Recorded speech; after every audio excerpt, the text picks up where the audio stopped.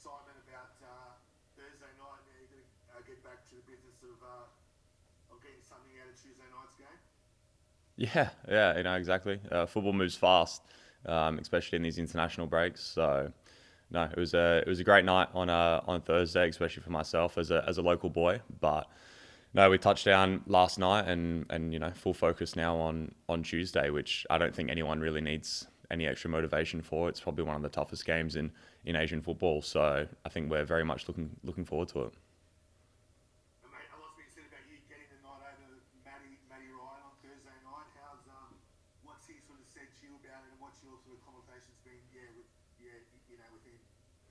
I don't think we really need to discuss it. That goalkeeper union is, fully supportive of each other the same way that, when he's been playing, I've been supportive of him. And if anyone else was to come in, we'd support them in the role. So we had a quick chat before I went out for the warm up on Thursday, and he wished me all the best and gave me some advice and told me to go and play my game and treat it like any other game and enjoy it. And that was it, and now it's back to business. I think just because I played on Thursday doesn't mean I'm necessarily guaranteed to play on Tuesday, and I'm fully aware of that. And, that I need to be applying myself and working hard every day in training to best prepare for the game. And at the end of the day, the boss will make a decision on who they think is best for the role.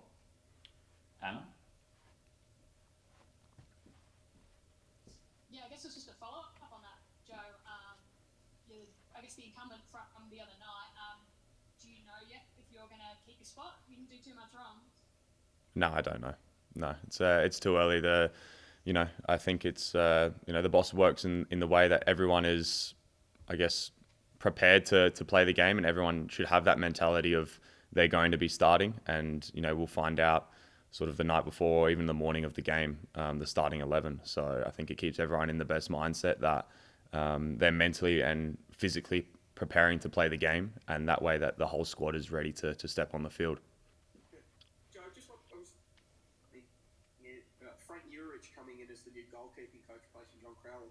What's it been like to work with him? What's his style as a goalkeeping coach like? Yeah, he's been good. He's someone that I've known of in the past. I think he spent some years at Adelaide United before I was there. So, no, he's been really good so far. I think over the last 12 months, I've worked with like 4 or 5 different goalkeeper coaches. So it's been a lot of change in that regard, but it's also been really great to be able to learn off these different figures that have had, great careers themselves. And, I'm taking little bits and pieces from every coach, and, they're all trying to help me and shape me to be the best goalkeeper I can be. So it's been really good. I didn't arrive until Wednesday night, Tuesday night, sorry, in Adelaide. So we sort of only had the one session day before the game, but no, it was really good, really short and sharp, and that's really been it. Now we're here in Japan and ready to prepare. So no, his sessions have been good from what I've had so far. Been enjoying them. Yeah, and as you mentioned, mate, we're here in Japan. I guess as you've been growing up, the Australia-Japan rivalry has probably been the defining one for the Socceroos. What are some of your memories of clashes between the two over the years? I don't really know if I have any big memories, but I think, just always knowing the difficulty of the game and the quality of the players that they have. They're a nation that play in a very strong structure and have a lot of individual talent as well that can really hurt you. And I think you look at the team now, and I mean the results that they're getting, the success that they're having, it's we know it's going to be a tough challenge. But I think as a nation and as a team, that's the level that we should be aiming for. And I know that it is going to be a challenge, but I think Australian football needs to be stepping in the direction that we have to be going head to head and facing these teams head on and really being taking the game to them. And yes, we're away, and I think some people might be looking, we just want to get a point, but no, we're here to win. And that's the mentality that we have to have. And whatever the result is on Tuesday night, I think we'll be putting forward a performance that shows that we're ready to take the game to Japan and to really face them and move forward in the style of football that we're trying to play. I'll come back to you, Anna, for one more. Okay. Yeah, easy. Joe had to find the back three defence, obviously a change up from the Arnie era, and I know yourself just keeping hold of that goalkeeper spot. How do you really make sure it's your own and you don't lose it?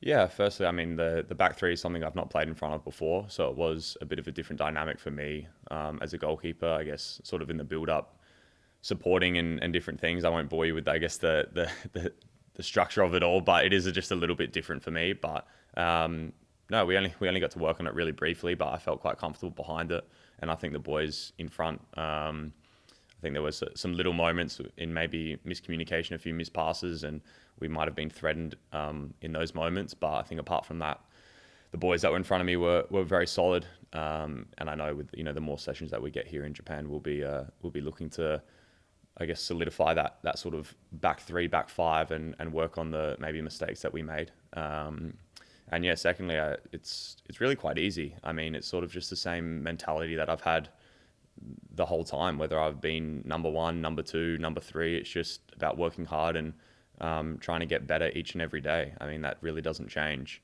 That's not me saying that keeping the number one spot is going to be easy. I definitely know it's not going to be, but I think the mentality is quite similar, regardless of what position that I'm in. I need to be working hard and trying to get better each day and learn from the mistakes that I'm making, and try to get better as a goalkeeper. And if I can do that, then hopefully, I'm rewarded with more caps and appearances for my country. But I also know that I've got, our captain and one of the best goalkeepers to play for this country, competing for the spot, as well as Paul as well, which I think is someone that is also maybe doesn't get mentioned as much in this conversation, but he's someone that is playing week in, week out in Denmark and playing very well for that matter. So we've got 3 goalkeepers here that could all come in and do a job for Australia. And we're all, like I said, sort of having that same mentality of working hard and looking forward to who's going to get the opportunity. And come match day, we're all going to support the one that gets the nod. G'day, mate.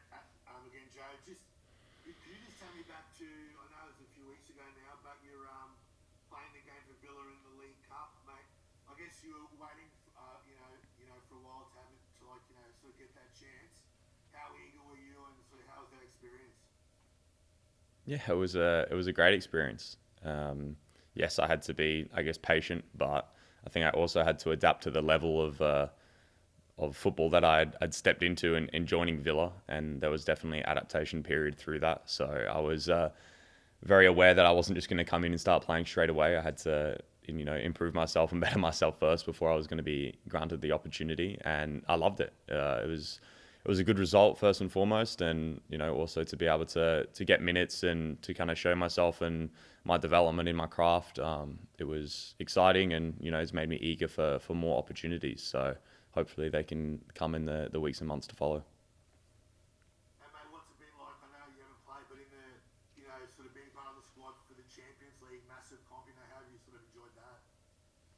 Yeah, I've loved it. I mean, it's probably the pinnacle of European football. It definitely is the pinnacle of European football, and just great experiences. I mean, the game the other week with Bayern Munich at Villa Park, such a historic night for the club, and first time that they've had Champions League football at Villa Park for 42 years, and the last time they did was against Bayern Munich in the final when they won it back in '82. So no, it's a game that was full of history, and I mean, now the squad sort of etched their own sort of mark in history with a great result at Villa Park, and it was an amazing atmosphere, and couldn't really stop smiling, to be honest. It was probably the biggest pinch me moment that I've had since I've arrived. There's definitely been a few in the Premier League, but no, it was amazing to be there and to be involved and to see, I guess, that quality of football up close and personal, as well as the atmosphere and everything that follows those Champions League nights. It was amazing, and it's put us in a good position also, and we're there to compete as well. It's not just to have a good time and enjoy the moments. Yes, we're going to do that, but our boss there, is really really wants us to compete and to pick up points and do well in the Champions League. So it's exciting times at the club.